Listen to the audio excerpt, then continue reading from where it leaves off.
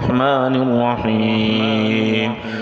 ويدعو الإنسان بالشر دعاءه بالخير وكان الإنسان عجولا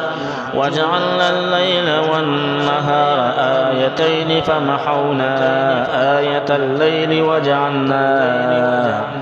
وجعلنا آية النهار مبصرة لتبتغوا فضلا من ربكم ولتعلموا عدد السنين والحساب وكل شيء فصلناه تفصيلا وكل إنسان ألزمناه طائره في عنقه ونخرج له يوم القيامة كتابا يلقاه منشورا اقرأ كتابك كفى بنفسك اليوم عليك حسيبا من اهتدى فإنما يهتدي لنفسه ومن ضل فإنما يضل عليها ولا تزر وازرة وزر أخرى وما كنا معذبين حتى نبعث رسولا وإذا أردنا أن نهلك قرية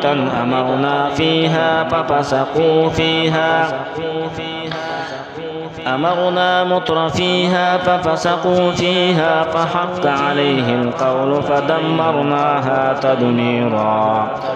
وكم أهلكنا من القرون من بعد نوح وكفى بربك بذنوب عباده خبيرا بصيرا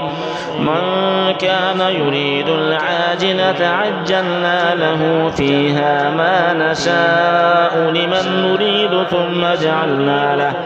ثم جعلنا له جهنم يصلاها مذموما مدحورا ومن أراد الآخرة وسعى لها سعيها وهو مؤمن فأولئك كان سعيهم مشكورا كلا نمد هؤلاء وهؤلاء من عطاء ربك وما كان عطاء ربك محظورا انظر كيف فضلنا بعضهم على بعض وللآخرة أكبر درجات وأكبر تفضيلا لا تجعل مع الله إلها آخر فتقعد مذموما مخذولا وقضى ربك ألا تعبدوا إلا إياه وبالوالدين إحسانا إما يبلغن عندك الكبر أحدهما أو كلاهما فلا تقل لهما أف ولا تنهرهما وقل لهما قولا كريما واخفض لهما جناح الذل من الرحمة وقل رب ارحمهما كما ربياني صغيرا ربكم أعلم بما في نفوسكم إن تكونوا صالحين فإنه كان للأوابين غفورا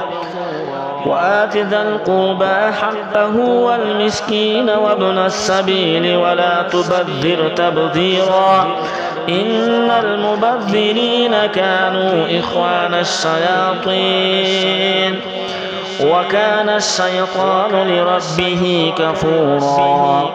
وإما تعرضن عنهم ابتغاء رحمة